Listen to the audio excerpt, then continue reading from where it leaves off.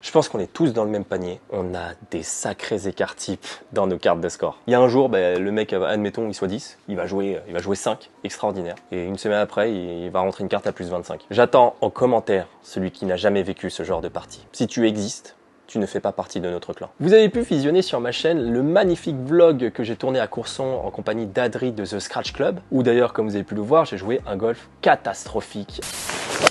Oh non, la talonnette. Oh là là! Et même pas 2 semaines après ce vlog, c'est-à-dire début juillet, j'ai eu l'occasion de jouer le programme de Lexus Paris, qui était une compétition qui se jouait sur 4 jours en stroke play sur le golf de La Boulie, de Courson, de Chantilly-Vineuil et de Joyenval, où j'ai ramené plus 5, plus 4, plus 5 et plus 11. Bon, j'avoue, le dernier jour, j'étais éclaté. Et la question que j'ai envie de vous poser, c'est comment, en 2 semaines à peine, j'ai pu jouer une partie avec Adri qui était ça faisait longtemps que j'avais pas fait une partie aussi catastrophique, à des scores qui tiennent la route sur des golfs très difficiles. Parce que en plus, pour ceux qui ont fait le programme, franchement, les parcours, mamma mia, les greens et les roughs, ils les ont préparés, les greenkeepers. Je pense que pendant le programme de Lexus, le kiff des greenkeepers, c'était juste d'assassiner les golfeurs qui prennent tellement cher pour qu'ils comprennent ce que c'est un vrai parcours de golf. Comment expliquer ces écarts types? En tout cas, c'est l'analyse que j'en fais avec le recul. Le mindset. Avec Adri, sur le parcours, j'étais vraiment en mode détente et chill. Alors lui, pas du tout. Lui, il voulait me déboîter en match play. J'étais absolument pas dedans. Et je vous montre juste quelques extraits pour que vous compreniez un peu mon mindset dans lequel j'étais. Qu'est-ce que t'as dit? J'ai dit à lay-up, ça se fait généralement avec un fer assez court pour se poser. Parce qu'Adri, en fait, il frappe dans ses grolles. Donc moi, je vais taper un fer 6, tranquille. Oh oui! Magnifique! Magnifique! Allez, cherche petit, cherche. Mais je vais t'accompagne dans ta douleur. Donc on rigolait beaucoup et limite je le coachais. je le coachais quoi. Il avait des ratés, je lui disais pourquoi il ratait, j'essayais de l'aider dans son jeu alors que c'était mon adversaire. Dès que je veux faire le tenu, je le fais celui-là. Ah, tu fais tenu, tu l'embarques comme ça. Je pense que ça doit être une question de rythme dans cette histoire. Vu que tu la sous-joues tellement, ouais, c'est vrai. Ça embarque là, t'engages pas. Ah voilà. Dès que t'as du rythme, ça sort mieux. Merci Ma. Ah, en plus là, je lui donne des conseils. Il m'a donné des conseils, ça marche.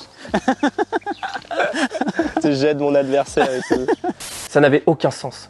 J'avais juste pas envie de le battre. Voilà, j'étais pas dans le mindset de compétition où j'affrontais quelqu'un pour le déboîter. Et je me rends compte personnellement que j'ai une sorte de double personnalité au golf. J'ai ma personnalité où je suis en compétition, où je suis un mangeur, où j'ai vraiment envie de gagner, où je sors mon meilleur golf. Et c'est à ce moment-là où je joue mon meilleur jeu. Mais il y a aussi ma partie détente, en mode chill. Quand vous m'entendez parler, voilà, je suis un peu comme ça sur le parcours. C'est-à-dire que je suis vraiment en mode détente quand je suis sur un parcours, quand je suis pas en compétition ou quoi que ce soit et que je suis juste avec des amis. Je suis pépouze. Je suis pas là à me concentrer sur tous les shots, je suis là à discuter, à chiller, à passer un bon moment. Mais c'est un peu le problème que j'ai, c'est que il y a un mât qui est capable de jouer au golf, de très bien jouer au golf en fait quand il veut, quand il se met dans cet état d'esprit. Et il y a le mât qui est complètement chill et qui s'en fout et qui est juste là pour passer un bon moment. Le plus flagrant pour illustrer mes propos, c'est la YouTube Golf Cup. Et je vous montre juste quelques extraits de la YouTube Golf Cup et du match avec Adri pour que vous voyez vraiment cette différence en fait d'onde où j'étais vraiment pas à la même hauteur entre ces deux événements. 175, j'ai un peu d'adrénaline là dans le corps. Je sens que je la frappe plus fort. Non, je l'ai trop fort. Sur le green. Oui. Oh, dommage. Ça n'a aucun sens stratégique ce que je fais, j'ai l'impression. Je suis dans le brouillard là en fait les gars. Faut que je me reconcentre parce que je suis juste j'essaie de traficoter des trucs et c'est pas clair dans ma tête. Prends le drapeau. Yes. Allez bébé. Yes. Voilà, il se donne pas le putt. Mec. Je suis vraiment bête. Hein. Juste une petite pause sur cette vidéo pour faire mon autopromotion. Je me présente, je m'appelle Mash, je suis enseignant de golf en région parisienne. Et si vous avez besoin d'un stage de golf ou d'un cours de golf ou si vous voulez une formation pour vous apprendre à jouer au golf, sachez que vous avez tous les liens dans la description de la vidéo. Quand j'ai pas la niaque et l'envie de gagner, je peux pas bien jouer au golf. Et c'est ça le problème dans ce sport, c'est qu'on peut être dans un mindset qui n'est pas en corrélation avec ce qu'on attend du résultat. Je ne peux pas m'attendre à bien jouer si mon état d'esprit n'est pas aligné avec la compétition. Et c'est ça le problème avec moi, c'est que je ne peux pas bien jouer au golf si mon mindset n'est pas en corrélation directe avec l'importance de l'événement. C'est pas qu'avec Adri, c'était pas un événement important. C'était toujours cool de rencontrer des collègues youtubeurs. Mais je n'avais pas foncièrement envie de le battre. On était juste là, en train de passer un bon moment. Il y a même un moment pendant la vidéo, je dis on aurait dû partir en scramble à 2, c'était un temps dégueulasse, etc. Pour te dire que je suis même pas dans le jeu. On aurait dû partir en scramble des rouges, merde. J'étais pas du tout dedans, alors que pendant le programme, je suis accompagné de 3 amateurs, j'ai une carte de score à tenir, j'avais envie de jouer le classement brut pour savoir comment je me situais par rapport au niveau des pros. Et le programme avait une importance cruciale pour moi. La YouTube Golf Cup 1 et 2, c'était des événements qui étaient très importants pour moi. Donc, quand il y a ce niveau de pression, c'est uniquement à ce moment-là où je joue bien. Juste une petite illustration pour que vous voyez ce qui s'est passé pendant le programme. C'est le deuxième jour, je joue à Courson et je fais triple au premier avec 2 balles dans l'eau. Départ du 3, vous voyez que je suis plus 4. Donc voilà, là je suis départ du 3, je suis déjà à plus 4. Il me reste encore 16-3 à jouer. En fait, pour vous raconter un peu grossièrement l'histoire, c'est le 8 de Courson, je mets un drive parfait en plein milieu de la piste, il reste 110 mètres à jouer et le drapeau, c'est un green un peu en île. Et je devais avoir le yardage parfait à ce moment-là parce que 5 mètres derrière c'était le bunker, 5 mètres devant c'était l'eau. Donc ils ont mis des drapeaux vraiment... c'était compliqué quoi. Donc je voulais jouer le shot parfait. On joue le shot parfait, je mets les 2 balles dans l'eau. Je peux vous dire que dans ma position de finish, quand je finis le club là, au niveau de mon épaule gauche, j'ai vu la balle aller dans l'eau. Boum! J'ai senti vraiment le poids. Il y a un poids, comme si je faisais une crise d'hypoglycémie. Je sais pas si vous avez déjà vécu ça, mais j'ai senti vraiment une descente, comme s'il y a tout qui tombait sur ma tête. Donc je suis plus 4 départ du 3, il me reste 16-3 à jouer. Comment je fais pour tenir mentalement, pour pas craquer en stroke play? J'ai pas le droit d'abandonner. Enfin, si, théoriquement j'ai le droit d'abandonner, mais je voulais quand même valider les 4 jours pour savoir comment je me situais par rapport aux autres pros. Mais comment j'ai fait pour pas sombrer? Eh ben, je suis resté focus et concentré, couteau entre les dents, sur tous les coups, sur les 16 prochains trous qui me restaient à jouer. Et comme vous pouvez voir sur la carte, je me suis bien accroché, j'ai réussi à faire 5 birdies pour amener un plus 4 à la fin. Sauf que j'en viens finalement au conseil de cette vidéo, c'est quand je fais des parcours accompagnés, parce que j'en fais beaucoup et j'accompagne énormément de mes élèves sur le parcours. Quand vous êtes sur le parcours, vous n'avez pas le bon état d'esprit comme j'ai pu l'avoir avec Adri, où voilà, j'étais là en mode détente, j'étais pas dans le bon état d'esprit, donc ça m'a pas perturbé plus que ça. Or, les amateurs, quand ils jouent mal, ça y est, ils ont l'impression qu'il faut remettre toute leur vie en question, comme si leur swing était complètement nul à chier et qu'il fallait absolument tout remettre à la base. Soit si vous enchaînez quelques petits mauvais coups avec des mauvais contacts, vous sombrez. Souvent, je vois mes amateurs, mes élèves, quand ils sont sur le parcours, ils font 2-3 mauvais coups. Ça y est, c'est la fin, quoi. Et ils vont mal jouer pendant les 17 prochains trous, alors que non. Chaque coup est indépendant. Et moi, la chose que j'ai envie de vous dire à propos de cet état d'esprit, c'est que ça ne touche qu'à ma personnalité, hein, bien sûr, parce que voilà, c'est moi. C'est que je suis quelqu'un de très fier. Je suis quelqu'un de... J'ai de l'ego. J'ai de l'ego. Je fais des vidéos YouTube, j'ai de l'ego. Ayez de la fierté. Défendez votre ego. Vous faites du golf. Vous avez tous de l'ego. On a tous un ego.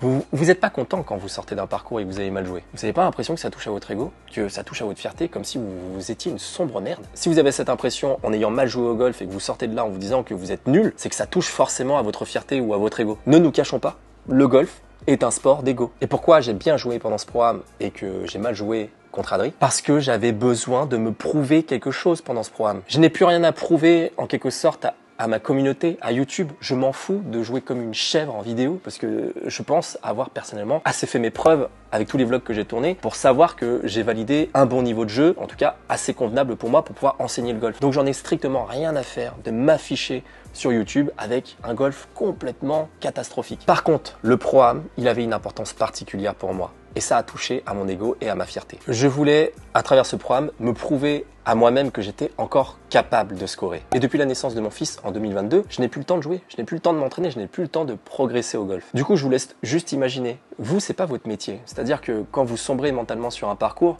il va pas se passer grand-chose. Par contre, moi, ça touche à mon intégrité, à ce que je crois être dans mon identité la plus profonde. Je vis golf, j'enseigne le golf, je suis sur un golf quasiment tous les jours.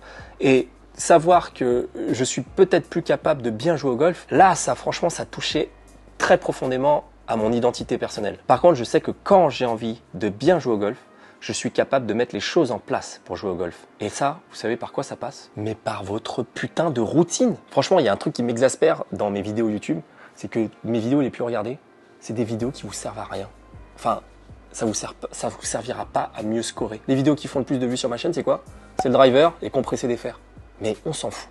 C'est pas ça le golf. Par contre, les vidéos qui, moi, je considère sont le plus utiles pour vous, c'est les vidéos les moins vues de ma chaîne. J'ai fait 3 vidéos sur la routine.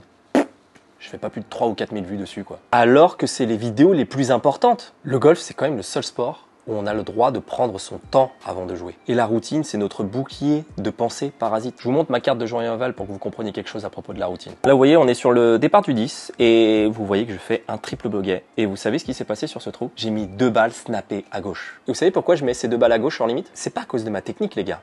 C'est à cause de ma tête. Pourquoi je les ai mis à gauche? Parce que dans ma routine, avant de jouer, je savais qu'elles allaient partir à gauche. Je la sentais, je la visualisais, je savais que cette balle allait partir à gauche.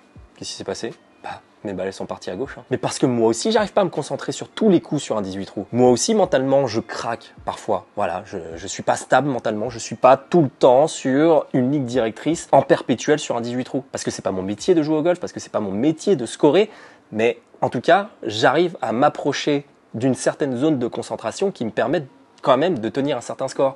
Mais je sais que parfois, voilà, sur certains shots, je vrille mentalement, quoi. Je vois ma balle partir à gauche, ou alors je sens que je vais faire ci, je sens que je vais faire ça, et j'ose pas sortir de ma routine pour pouvoir me reconcentrer, me reconnecter à l'instant présent. Je suis un humain, quoi. Je suis comme vous. Parce que franchement, si on y réfléchit, c'est comment ça se fait que ça soit aussi difficile de maintenir une régularité sur un parcours? Mais parce que on n'arrête pas de penser différemment et on change tout le temps notre façon de penser quand on est devant notre balle de golf. Souvent, quand je suis en parcours accompagné, il y a des élèves, ils me disent, ils savent même pas ce qu'ils vont faire devant leur balle. Ils se mettent devant leur balle, ils déclenchent un swing automatique et il se passe un peu tout et n'importe quoi. Jamais mes amateurs pensent toujours à la même chose. S'il y a une chose qui fonctionne, ils ne restent pas dessus. Dès qu'il y a un truc qui merde, ils changent de pensée. Ils sont tout le temps à la recherche de quelque chose sur un parcours comme s'ils allaient trouver quelque chose. Et c'est ça qui est dur au golf, c'est d'avoir des intentions qui sont précises et répétables dans la durée sur un 18 trous. C'est ça qui manque aux golfeurs. Pour conclure cette vidéo, j'aimerais juste que vous posiez 2 questions quand vous sortirez de votre parcours la prochaine fois. Est-ce que vous avez joué chacun de vos coups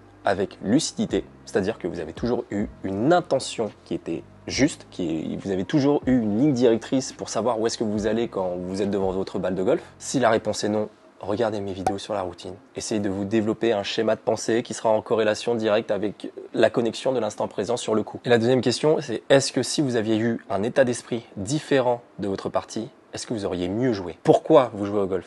Franchement, c'est un peu philosophique ce que je suis en train de dire, mais c'est de trouver le pourquoi vous avez envie profondément de réussir dans votre jeu. Moi, ça touche à mon ego parce que voilà, je suis quelqu'un comme ça, je suis quelqu'un qui a besoin de me prouver perpétuellement que je suis capable de réussir dans tout ce que je produis. Et le golf en fait pas exception, mais c'est ma locomotive à moi, c'est peut-être pas la vôtre. Mon cas n'est pas forcément extrapolé, c'est juste que voilà, je vous partage mon expérience. Mais encore une fois, on n'a pas tous la même envie, on n'a pas tous le même fonctionnement, on cherche des choses qui sont différentes dans le golf, mais en tout cas, si vous cherchez à scorer, posez-vous cette question, est-ce que vous vous donnez les moyens de scorer quand vous êtes sur un parcours? Est-ce que votre état d'esprit global sur un parcours vous permet de vous mettre dans les conditions pour bien jouer au golf? Bref, voilà, je sais même pas si cette vidéo a un sens parce que je l'ai tournée vraiment à l'arrache, comme beaucoup de mes vidéos, mais j'avais envie de vous partager un peu mon expérience et ce que j'ai vécu là ces 2 dernières semaines dans mon golf. Et enfin, moi je trouvais ça intéressant de vous partager ça et d'essayer de vous faire poser les questions pour que vous ayez un sorte de déclic, quoi. Donc voilà, la vidéo est finie, j'espère qu'elle vous aura plu et qu'elle vous aura éclairé sur certains sujets. Je ne sais pas, mais j'avais juste envie de vous partager ça, ça vient du cœur. Voilà, ça vient du cœur, ça vient de ma tête, ça vient de toute cette réflexion que j'ai à propos de ce sport après 10 années de pratique. Et si je peux, à travers cette vidéo, vous apporter ne serait-ce qu'un petit élément qui vous fait comprendre qu'il faut raisonner différemment de votre golf pour vous améliorer, pour moi, ma mission est réussie. Allez, je vous fais de gros bisous. Ciao.